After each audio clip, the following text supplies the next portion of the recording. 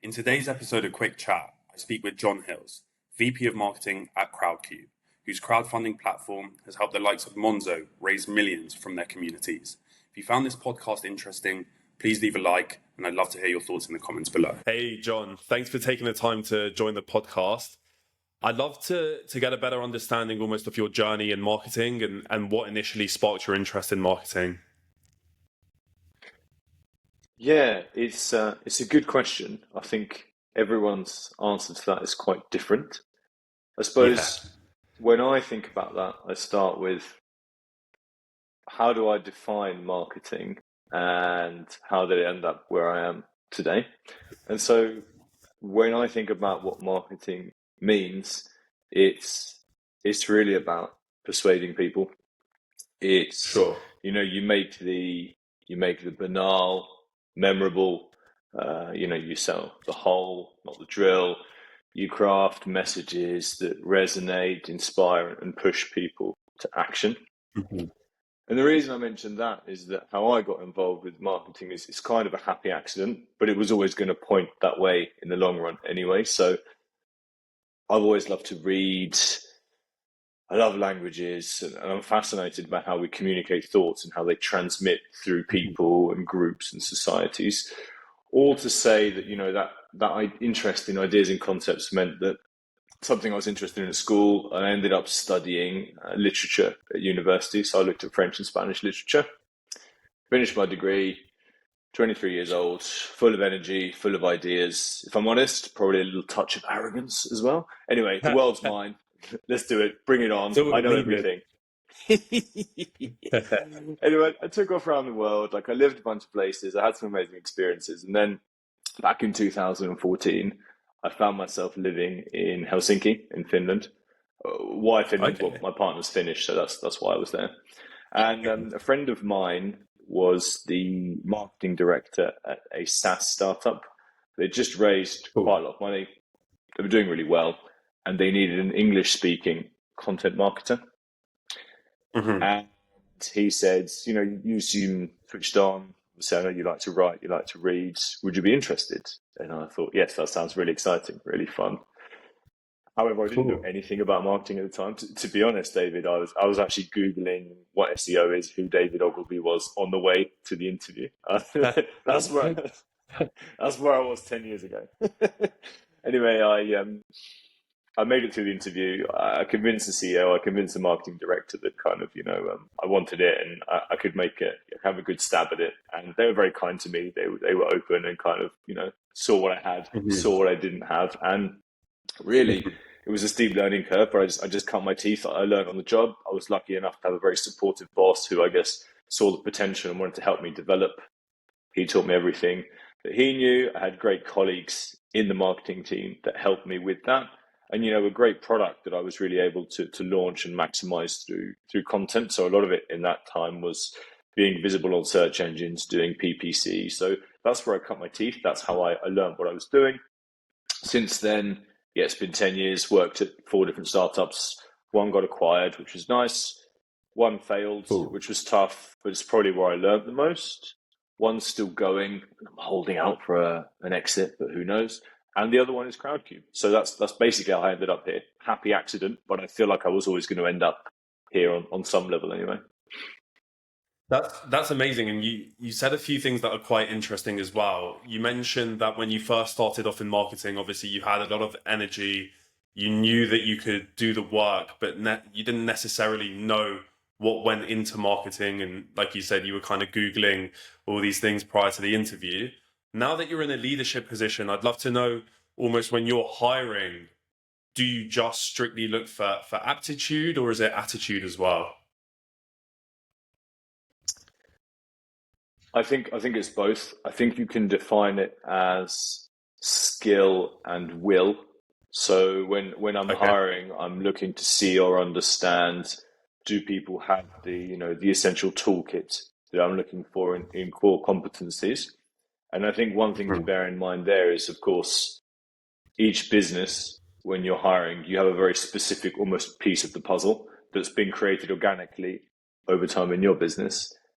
That piece of the puzzle does not exist out there because it's very specific to your business. So it's with an open mind, does someone have the broad skill set that I need for them to succeed in this role? And to your point, David, exactly the other side, and for me, arguably more important, is will or mindset. So can you make it happen? Are you going to be a catalyst for action? There will be learning. Are you happy to try things, get it wrong? Are you resilient? Do you fit into our team dynamics? So yeah, absolutely. It's skill and will, but I probably over-index on will, especially with something like marketing, which is a very dynamic space. Again, in the last 10 years, it's almost unrecognizable to what it was. So you're comfortable with that, and can you make an impact? Absolutely. And you mentioned just then that marketing is sort of unrecognizable from 10 years ago. And you talk about how you were in a sort of content marketing role and that's obviously evolved. I'd love to understand almost how your perspective on marketing has evolved over those years, and where do you kind of see the difference now? Absolutely. So back then, it's actually what might sound like a boring industry, but the marketing was incredibly fun. So it was accounting Sure. software, or it was invoicing software, Okay. which, you help entrepreneurs get paid. And that, on the face of it, Yeah. sounds really boring. If you say that to someone, you can see in their eyes that they die a little bit. They're like, oh, great. But what's fascinating, I did. I mean, I know my parents are accountants, so when they tell me all about their work, I'm like, I switch off, so I understand. You know it well, yeah. But what's really interesting about that is kind of, if someone is invoicing and they're on their own business, which is really cool. I always have massive respect for people that take the plunge and do that. They need to get paid and they invoice people, but they don't actually know that invoicing software exists. Otherwise they would Sure. already be using it or on some level. So back in 2014, what we needed to do was figure out, how do people do it and what do they look for and how can we be present at that touch point? So what we figured out back then, I mean, it was all about Google. If you weren't top of Google, I mean, don't bother really. Like if you can't get to the top of Google rankings, that was absolutely a monopoly. It was their ecosystem. Digital marketing was all about that on the organic side, but also on paid. And we can talk about that in a second. But basically what we needed to do was very top of funnel. Our target audience are small business owners who need to get paid on a regular basis. What are they looking for online that relates to invoicing, and how can we be present there? So of course, we have all the tools that we need to do our work, and through keyword research, there's probably like 100 searches a month for invoicing software. Quite expensive because it's bottom of funnel. And if you divide that by it's like 30.4 days is the average number of days in a month. It's a minuscule number of searches. So even if you converted one a day, it's not going to bring you in the number of trials you need for your software. But what people are searching for is invoice templates. Because if I've started a business, I never think about the fact that how do I get paid? What do I do with this? So what we did was went away and thought, there was something like 33,000 searches a month at the time for invoicing software in the UK. And my job was to kind of get us visible there.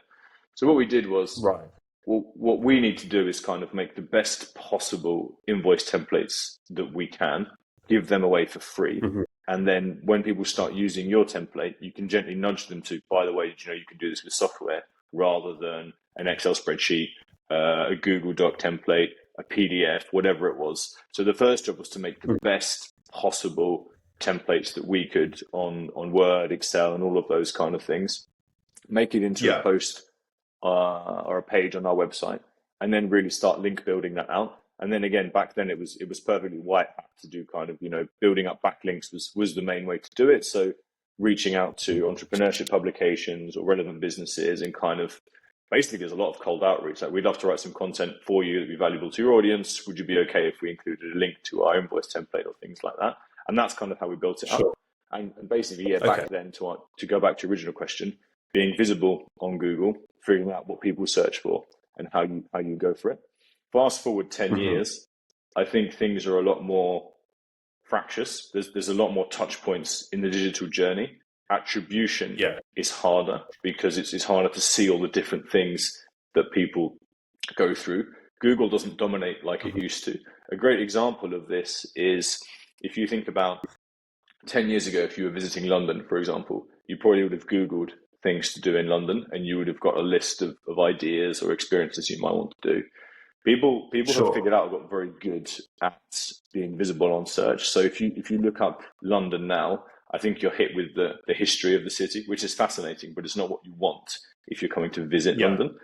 People will much more likely go on TikTok, where someone would have created some great content on like 10 places to get an Aperol Spritz in London right now, or those kind of things. So it's shifted a lot Yeah. more onto social. There's a lot more content on social. It's a lot better because people, it's kind of flipped from everyone can be a creator. If they've got a phone and they've got some idea, they can do it. That shifted a lot. And as I say, because of that, attribution is a lot harder. And people are a lot more discerning with budgets. So back then it was growth at all costs. The company raised a lot of money. It was just get more users, figure out how you monetize them afterwards. And now it's a lot more about the unit economics tied to purse strings, which I understand. So yeah, very different space, to be honest. Absolutely. And where do you almost see that content side going? Because you mentioned things like TikTok, and obviously it's important for marketers to kind of meet their audience where the audience lives. So how do you approach that? How do you understand which channels work? It's a tough one. I think if you think about the B2B side, the companies that do the best job when it comes to content, they will task their content marketers to think almost like journalists. So rather than talking about what we do or what's great for us, what is the trend that's going on? How and why is that relevant or interesting to our target audience? What is our stance on it? Again, not controversial stance, but what's something that kind of cuts through the feed? And how does our stance relate to what we offer? So you know kind of what good content looks like now from a B2B perspective, which is one side of what we do as a business, is kind of, what stands out, what's going on, what do people care about, what's our stance on it, and what's the story in there, kind of really stand out that way. And that's the play. And then also, to be honest, like for example, at CrowdCube, we're a marketing team of 6. I cannot justify it, and I don't really have the resource to be present on all social channels. So one of my mantras is do less, do better, right? So we pick one social media channel. One of the first things I did when I joined was we were on all the big 4. TikTok wasn't that big at the time. One of the things that I did was kind of let's scale back from putting the same message on all the platforms and having a mediocre presence on 4 platforms. Let's do one channel, which we can decide which one and the reasons why, and let's really do that really well. Let's over-index on that. So kind of, that journalistic angle, and then just do less, do better, and consistently do it. No, that's really interesting because that's something that I see as well. Especially because every channel is different. So Instagram's algorithm and TikTok's and LinkedIn, they're all different. So it's about understanding which one works best for you and which content resonates more with the audience on that specific channel. You touch on CrowdCube a bit. I'd love if you could almost walk me through what CrowdCube do. Absolutely. Yeah. So CrowdCube is essentially a funding marketplace. And what that means is that we connect companies looking to raise money with the people that want to invest in them. So we help brands build amazing communities, and they can raise funds to grow their business. That covers the whole spectrum of businesses, so slightly earlier stage, around about Series A or just before that, through to kind of those large household names that you'll be familiar with, like a Monzo, a Revolut, or a Conto, for example. One thing to note is that we work with private market businesses, so we're not in the public sphere with private businesses. And we help them raise money from their community and turn them into sort of an army of loyal fans. So one way to summarize it is sort of a room full of a lot of small dragons rather than a few very large ones. We've been going almost 14 years now. I think we've helped over 1,300 businesses raise almost £2 billion from our investor community, which is just shy of 2 million people. And we're a UK business, but we operate both in the UK and all across the EU. So we've got dual regulation through the FCA in the UK and the CNMV in Spain, which is the national regulator in Spain, allows us to passport across all of Europe. And that's us in a nutshell. That's interesting, and something that, from my perspective, I've seen, especially from the pandemic till now, crowdfunding's become something that's massive. I've got a few friends that have raised money on crowdfunding platforms.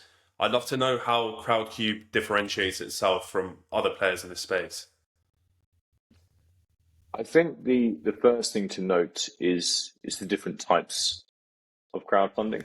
So the main Hmm. three are reward crowdfunding, donation crowdfunding, and equity crowdfunding. Reward crowdfunding is a platform like Indiegogo or Kickstarter. Hmm. And as the name implies, you and I might come up with a great idea for a new chair or a pen, for example. So if you give £10 to our business, you get the reward in a form of the product. That's quite early stage. You're kind of prototyping what you might want to do. Hmm. And the idea is they're kind of money for a particular product, usually something physical. Donation crowdfunding, as the name implies, is if you're raising for a cause and you want to contribute towards it. You know, for example, in the US, it's slightly different to here, where not everyone has medical insurance, unfortunately. So it might be a rare type of disease, and you know, people are raising funds to help someone with their treatment. It might be your local theatre or cinema or you know, community cafe or pub is a little bit short on funds. You can spin out a campaign to raise money for that, and you're kind of just donating towards that cause. The third, Hmm. the third bucket is where we sit, which is equity crowdfunding. And what that means essentially, as the name implies, is you're getting a slice of ownership in a business in exchange for your investment in it. And the cool thing there is that usually an equity crowdfunding raise is tied in with an institutional raise from someone. So you're investing on the same terms as a world-renowned PE or VC firm as well.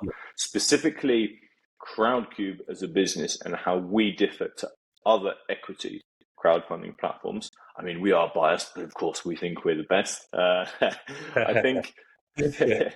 but I did bring some stats to kind of back that up rather than just sort of throw out my marketing spiel. But I think the way that we look at that, we're very data driven. We track our numbers very closely. We're fortunate in that we have a fantastic business insights team who provide us with a lot of information and insight, but we also have a lot of information based on the nature of what we do. So what I can tell Sure. you is that businesses that work with us on average raise 3 times more on the platform. So that's kind of the investment that people process through the campaign than they do with our nearest competitors. So the average on CrowdCube is £450,000, and the average for our nearest Yeah. competitors is 150,000. And we can talk about how we do that in a second. But that's one Yeah. step, or one stat to validate our process, or what we feel is the best way to do an equity crowdfunding campaign. Second thing to mention is that we have run the 28 out of the 30 biggest equity crowdfunds of all time. So we feel that we cover the whole spectrum of raises. So you've got those smaller raises, which I just talked about as well, and you've got these hero raises as well. Like, we understand how to run that. We understand how to leverage and engage a community. And related to that as well, yes, we've run the 28 biggest raises of all time out of the top 30. We've also worked with 200 businesses that have raised over £1 million on our platform directly. The other thing which I'm quite proud of is our marketing approach to how we market campaigns. So we like to call it our Hmm. full stack marketing offering. And I think that's quite a differentiator between us and competitors that we work with. And we can talk about that in a second as well. But I think those are the key, I suppose, key nuggets I'd talk about in terms of how we distinguish ourselves from the competition. Unpack that for me, please. You dropped so much information now. I'd love to understand, like, how did you go about doing that? How do you attract businesses? What goes into that? Um, if you think about what we do, we're a marketplace, and every marketplace has a supply and it has a demand side. There's a book by Andrew Chen called the Cold Start Problem, which synthesizes it Hmm. much better than I'm about to do. So do check that out if you want to learn more about it. But Sure. basically, what you have is a chicken and egg problem. You know, do you build Mhm. up the supply first, or do you build up the demand? So for us, it's a case of, do we go out and do we talk to a load of companies and say, we'd like to help you raise money from your community and our community, why not work with us? To which they will say, Mhm. great, where's your community? And if you do Yeah. the reverse, you go out and try and attract a group of build up your demand. So you talk to a load of investors and say, would you like to sign up to our platform to invest in exciting private market businesses? They will say, great, where are the opportunities? One feeds the other. It's the age-old kind of, does Uber get drivers first, or does it get people that want to hail rides? Does Airbnb go and find a load of properties, or does it get people that want to rent them?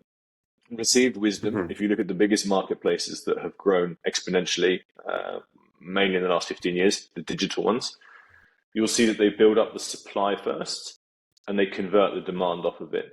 And by that, what we mean is you are not going to sign up to Uber if you don't see there's loads of drivers there that are willing to take you from A to B. You're not going to go through all the hassle of verifying who you are on Airbnb, with your driving license or passport or whatever it is, if there's not somewhere you want to stay and somewhere you want to go. Now, for us, that means exactly the same thing. We're regulated. We take our regulation very seriously. It's very important for us. We're selling securities, and we ultimately have investor interests at heart. That's why we do what we do.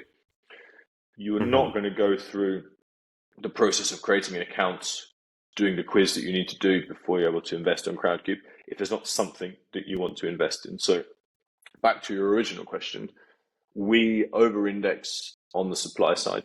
So what we do is we build up a list of companies that want to raise with us. And once we have that, the beauty of our model is that they will bring their community with them as well. So for example, a really large company with a community of 100,000 people raises money on CrowdCube. For them to invest in that business, they will need to create a CrowdCube account. Now, of course, not all of them will go on to become a regular or active user, but it's a great acquisition model for us. And then we figure out how we kind of turn them into a regular active CrowdCube user on the other side. But for our base as well, what we do is we offer them a really exciting, interesting base of companies they can invest in. And then we figure out how we convert them and help them understand what they might want to invest into. So we lean definitely more on that supply side. And once we have the business on the platform, we figure out how to help them run a raise and kind of, they help us provide more investors, and then how we can convert those investors into regular CrowdCube users. So you mentioned on that supply side, then bringing the companies that want investment, and you also mentioned obviously how you, on average, I think you said that companies raise 450K on your platform versus I think 150 on alternatives. That obviously makes me understand why someone would want to raise with CrowdCube, but how do you use your messaging, and what's the strategy to get the supply side onto the platform? Broadly speaking, you've got two types of company that we work with. There's the much larger established companies that everyone is familiar with. It is rare, if ever, that will be an inbound lead for us. It's more us going out in the marketplace and basically tracking down those businesses. Now, a lot of that can be through partnerships and being visible and present in the ecosystem, being very close to a lot of venture capital firms or other businesses or organizations that help people raise money. That's a very important thing we do. Of course, we work very closely on nurturing those sorts of things. We have an active and engaged referral network of people in the space. But when you think about that middle to slightly smaller tier of business, and the small is a relative scale here, of course, we're talking about Series A or just below, we focus a lot more on outbound, how we can outbound those businesses systematically with our commercial and sales team, and also inbound. One fun thing that we've tried in the past is what you might call ABM Lite. So it's not a full-on ABM program. As I say, we're a team of 6. But what we've done is historically we have worked with our commercial team and thought, who's a target list of businesses we'd love to work with, but we haven't been able to get hold of.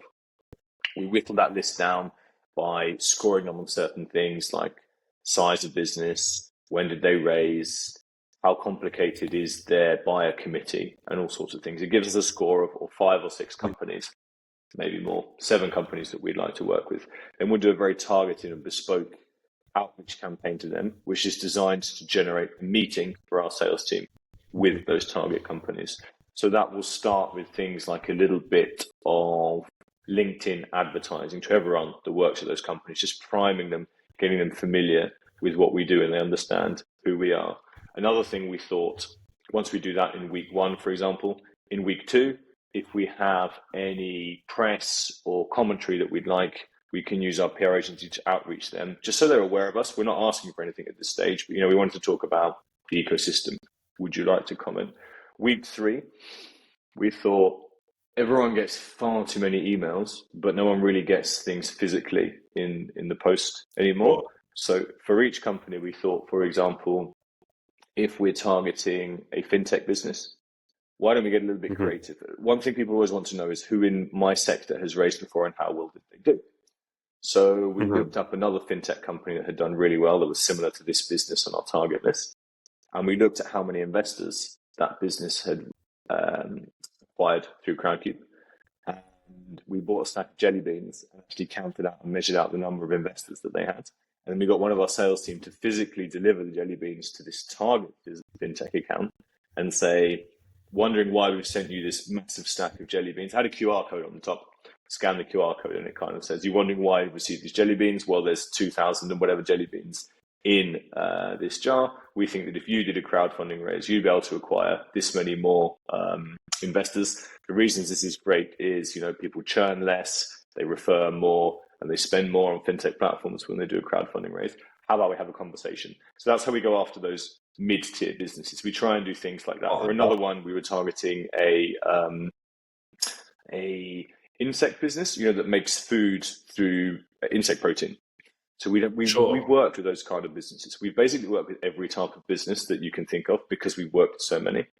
So we bought some insect mints from a company that we'd raised with, and to the target company, we sent them X number of kilos of insect mints, and each gram was an investor. So we sent quite a lot of mints, but saying, wondering why we sent you this. And that one got a meeting, which was fantastic. We were so happy with that. But that's how we get creative, right?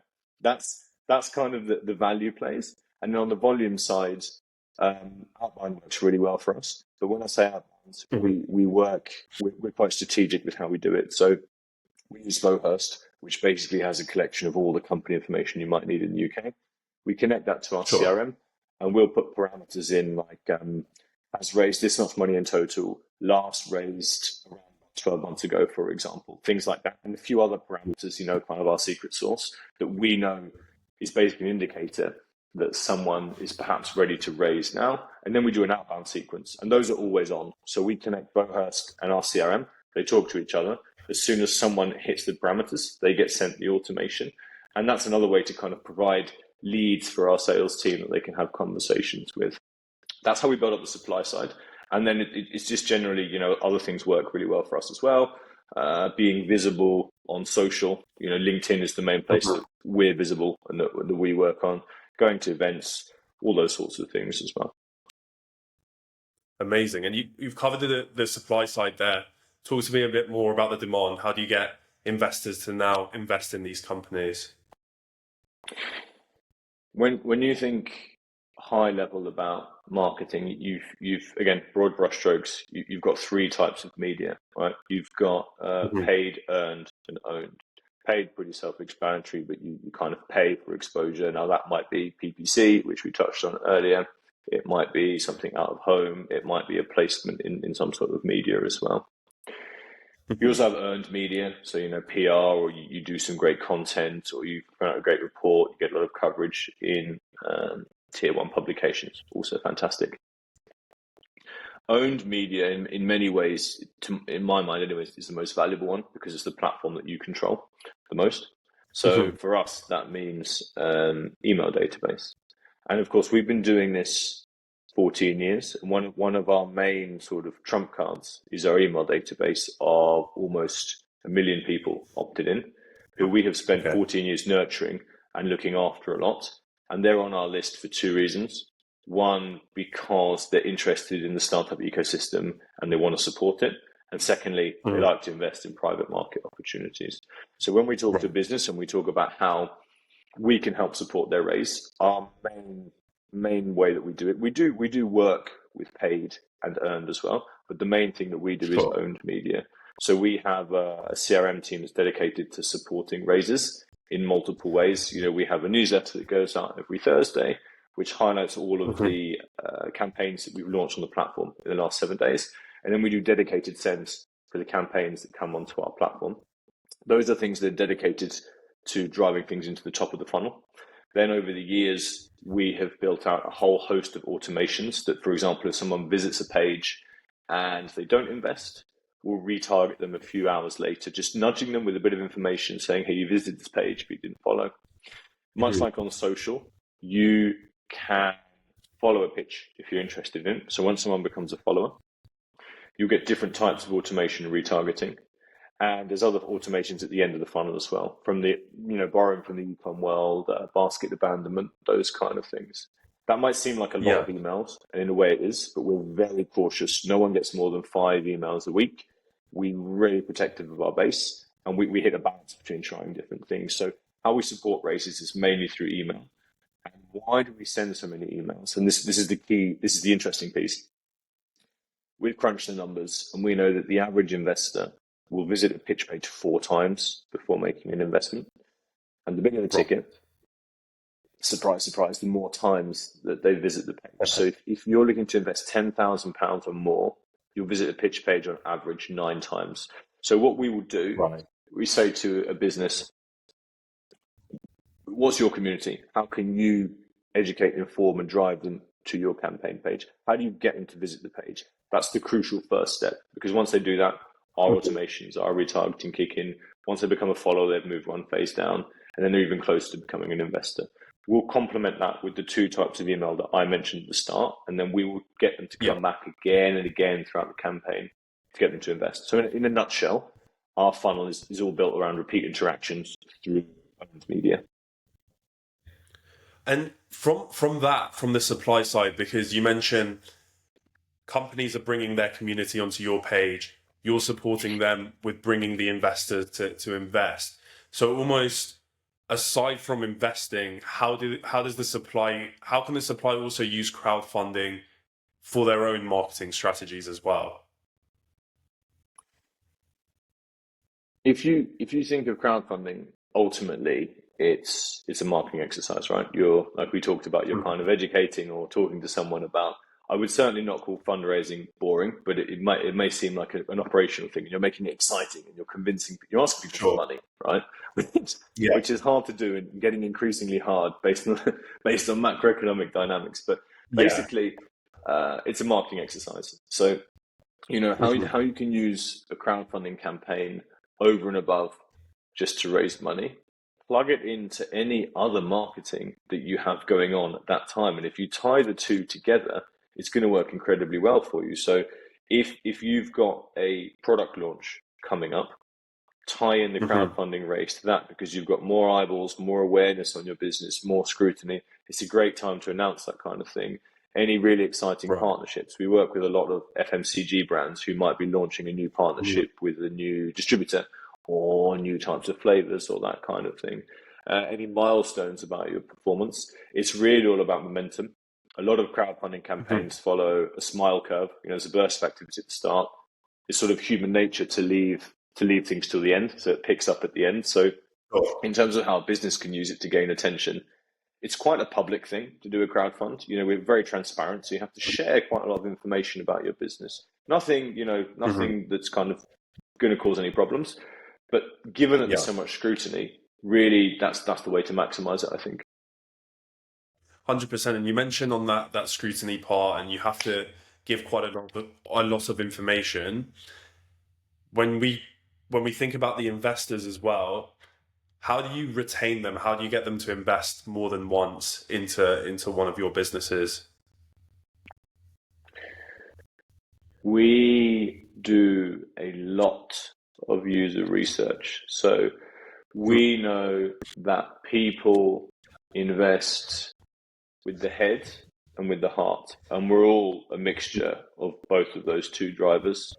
Again, broad brushstrokes. I am massively generalizing, but typically the smaller ticket investors are more driven by the heart. It's a brand they love and they want to be a part of. And the larger tickets is more a head assessment, in the sense that private market investing is X percentage of my portfolio. I know that the investments that pay off in the private markets have an outsized return, but they're inherently illiquid. So thinking about it that way. The point being, how we get people to come back again and again is to really understand why they're investing and what's important to them. So and we welcome all those investors. I should reiterate, like, we want everyone to be able to do this. Everyone that wants to invest, that's why we exist. That's kind of our core driver. That's why we get up every morning. But it's really about understanding what motivates people. So what we did, which was really interesting, was we worked with an outside agency to do some analysis on need states and why people invest. And we, of course, it probably won't be a surprise, but we kind of have a Pareto effect going on where 80% of our investments come from the top 20% of our investor base. They're who we refer to as our enthusiastic achievers. So again, if we try and picture who that person is, it's kind of usually urban, working in the tech sort of SaaS space themselves, sort of late 30s, early 40s, believes in tech as a force for good. One of their main drivers is to support the ecosystem, but also tax is a massive incentive for people. You know, with EIS, you get 30% tax relief, and with EIS, you get 50%. So building messaging around those kind of things is really important. For the heart side, it's much more about the mission side of things as well. So people understanding and being engaged with what the business does.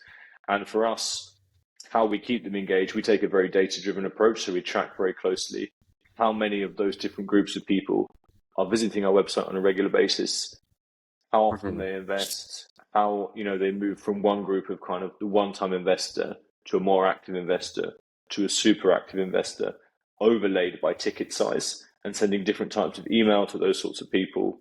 We hold quarterly investor meetups as well, which is a great chance to know people. And then we basically get all of the company doing qualitative interviews with people. We can do quantitative interviews on the marketing side quite easily. And then we do a load of half-an-hour interviews where we talk to people. We use a jobs to be done framework and understand what they need, what they would like. And another really important thing is, if you make an investment, helping companies understand they need to keep people regularly updated on what's going on in the business. All of those things put together to give us kind of a pool of active and engaged investors. Amazing. And then I'd love to know as well, because it's all around community, sort of what is your approach to developing those communities from both sides?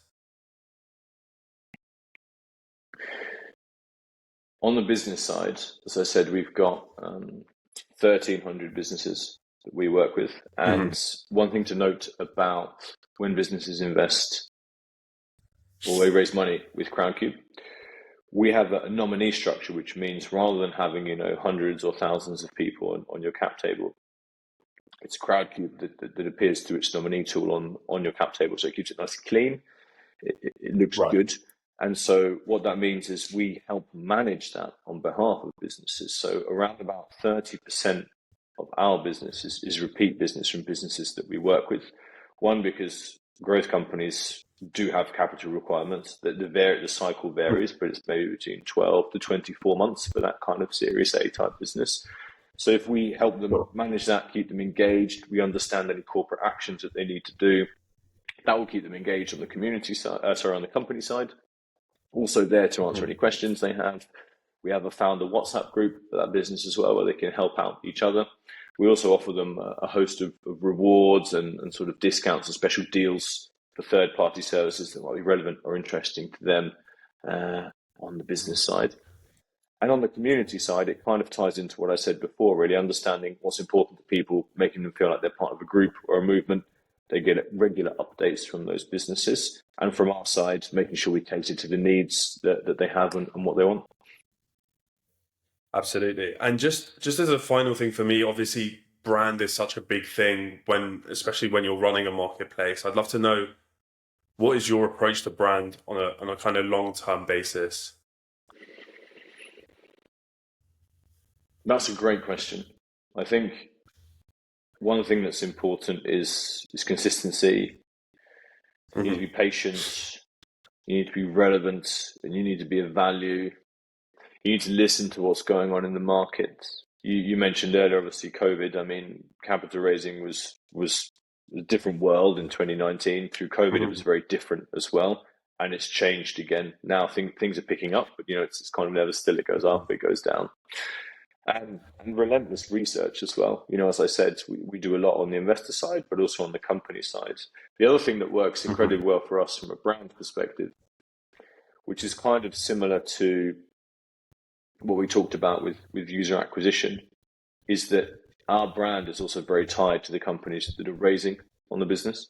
We get an incredible amount Hmm. of interest on the company side from businesses that see other businesses in their space or known businesses raising. So when we have a company that's doing really well, at the minute we're working with Sun God, the sunglasses, fantastic crowdfunding business, Hmm. fantastic business overall. We'll see a flurry of inbound activity from those sort of smaller to medium-sized businesses coming to us saying, I want to do a Sun God. So piggybacking off of those type of businesses as well.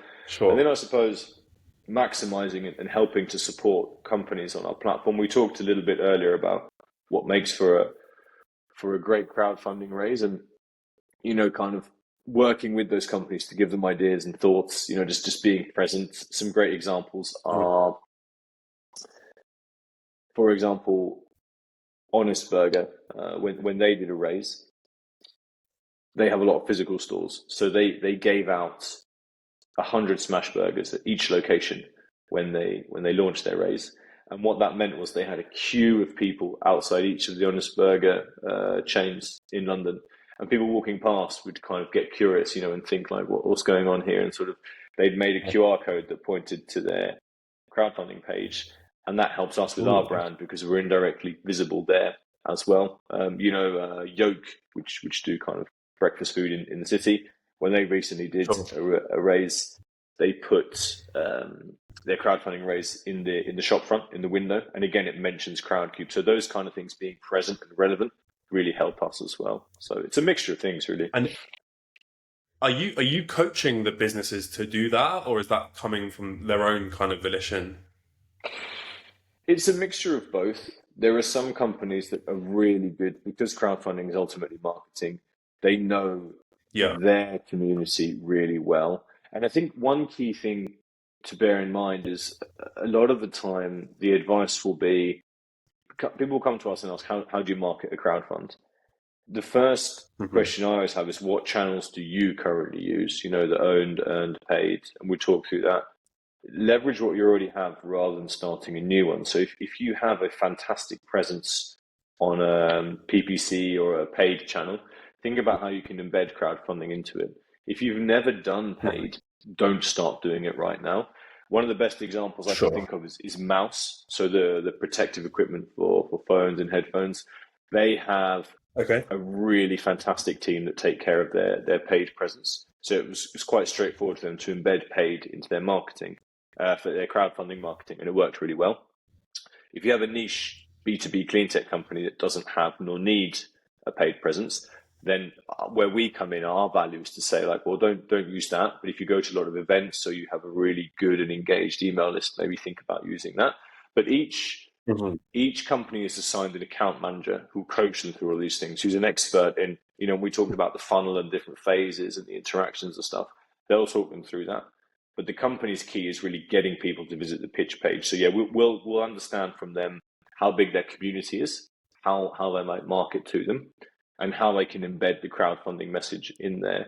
And I suppose the other thing to bear in mind, which I forgot to mention earlier, is at the bottom of the funnel, advice on things like rewards. So, kind of once you've Right. got people to the bottom of the funnel, how can you incentivize them with rewards? And that can often be to nudge them up a tier.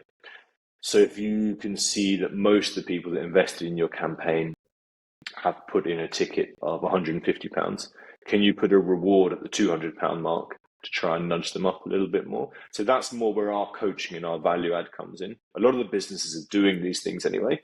It's just framing it in a way that works for crowdfunding. Amazing. John, really appreciate your time on this one. I learned a lot. Thank you so much. Oh, thanks for having me on. It's great to chat crowdfunding. Thank you very much. Cheers.